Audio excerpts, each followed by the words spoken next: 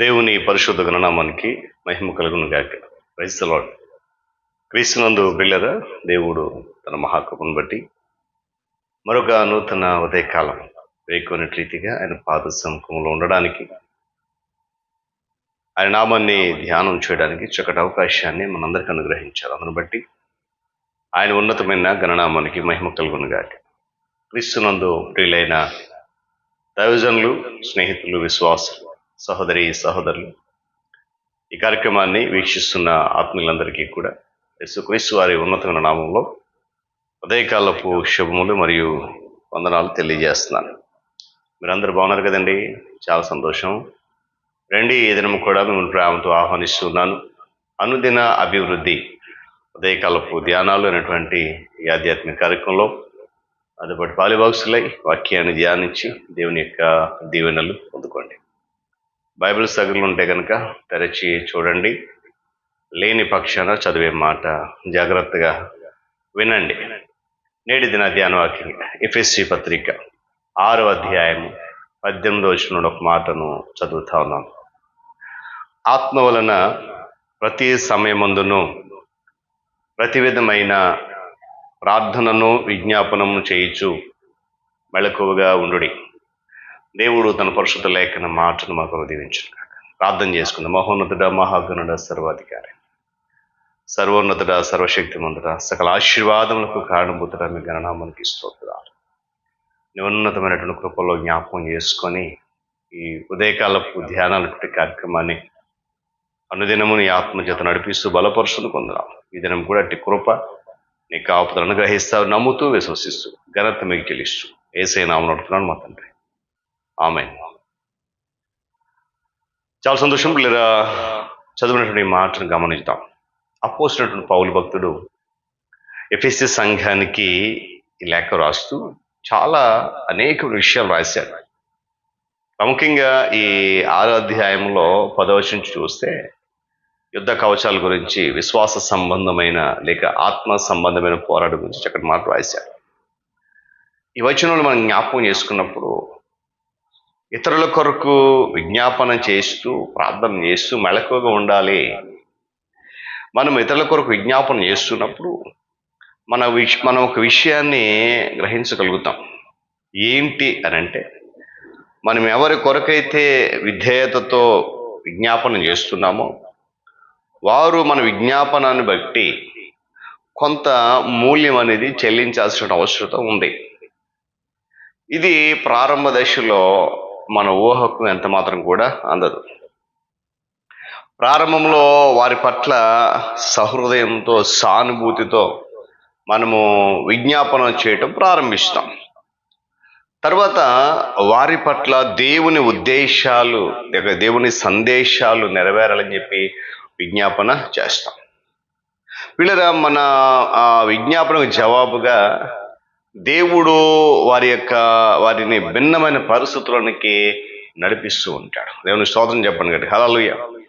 వారి పట్ల దేవుని కూడా ఉద్దేశాలను బట్టి కాకుండా మనము కేవలము సానుభూతితో విజ్ఞాపన చేస్తున్నట్లయితే, మనము వారి కొరకు సానుభూతి చూపిస్తూ ప్రార్థన చేస్తున్నట్లయితే మనకు దేవునికి మధ్య ఉండాల్సినటువంటి ఆ సంబంధం ఏదైతే ఉందో అది కొంచెం అంత బలహీనం అయిపోతుందనే విషయాన్ని కూడా మనం గ్రహించాలి. వీళ్ళరా మనం విజ్ఞాపన చేసేటప్పుడు దేవుని ఉద్దేశాలని బట్టి కాకుండా మన సానుభూతిని బట్టి విజ్ఞాపన చేస్తే అది దేవునిని ధిక్కరించినట్లే, దేవుని వాక్యాన్ని తిరస్కరించినట్లే.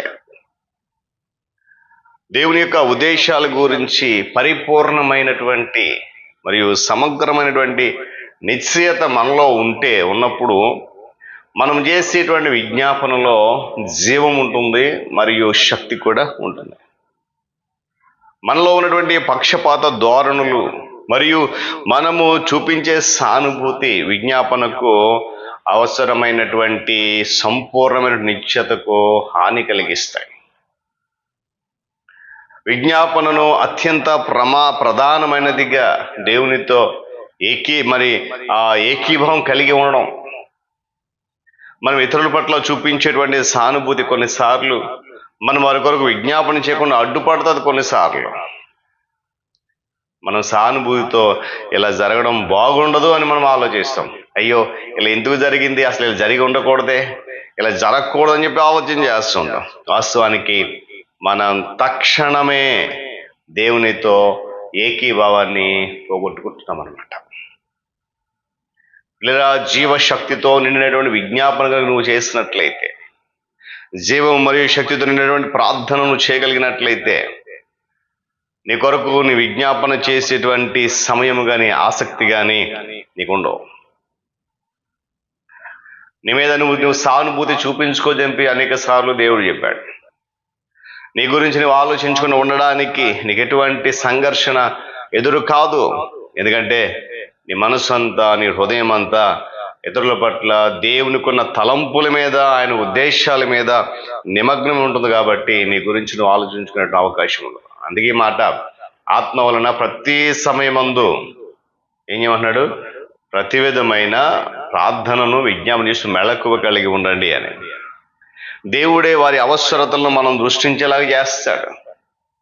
మనం వారి కొరకు విజ్ఞాపనం చేస్తున్నాం కాబట్టి వారిలో ఉన్నటువంటి లోపాలను తప్పుపట్టే పని ఏమాత్రం కూడా ఉండదు. కనుక ఉదయకాల సమయంలో వీళ్ళ మనల్ని కూడా పరిశుద్ధాత్మ దేవుడి వాక్యం ద్వారా హెచ్చరిస్తున్న మాట ఏంటంటే, ఆత్మ వలన, ఆత్మ ద్వారా, ఆత్మతో సంధించబడి ప్రార్థన చేస్తూ విజ్ఞాపనం చేస్తూ మెళకువ కలిగి జీవించగలిగినట్లయితే ఆ చేసినటువంటి ప్రార్థనకైతేనేమి విజ్ఞాపనకైతేనేమి తప్పనిసరిగా అద్భుతమైనటువంటి జవాబు దేవుడిస్తున్న విషయం జ్ఞాపకం చేస్తున్నాం. కనుక మనము దేవుని ఉద్దేశాలను తిరస్కరించకుండా, దేవుని ధిక్కరించకుండా, దేవుని మాటలకు కట్టుబడి నడుచున్నట్లయితే, ఏమంటే మన సానుభూతితో కాకుండా దేవునితో ఏకీభావం కలిగి విజ్ఞాపనం చేస్తే, మనతో పాటు మనం ఎవరి కొరకు ప్రార్థన చేస్తున్నామో వారి జీవితాలు కూడా దేవుడు అద్భుతాలు చేస్తాడు. అటువంటి కృపలో నడిపిస్తూ పరిశుద్ధాత్మ దేవుడు మనలను బలపరచునుగాక. ప్రార్థన చేసుకుందాం. మహోన్నతుడ, మహాగణుడ, సర్వాధికారి స్తోత్రాలు. నీ ఉచితమైన అపారమైనటువంటి కృపలో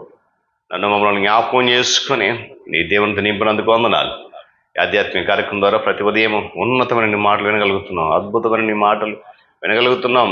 నీకు స్తోత్రాలు, నీ కృతజ్ఞత నాయన భావము కలిగి మేము ముందుకెళ్ళి కృప దయచేయండి. మనం చేసే విజ్ఞాపన ప్రార్థన మెళకువ కలిగి ఉండేదిగా మమ్మల్ని బలపరుచిన స్తోత్రాలు. ఈ కార్యక్రమంలో అనేక మంది బిడ్డలు పాలిభాషలు అవుతున్నారు. ఇంకా నువ్వు బలపరచండి, పాలిభాషలు చేయండి, ఆధ్యాత్మికంగా దీవించండి.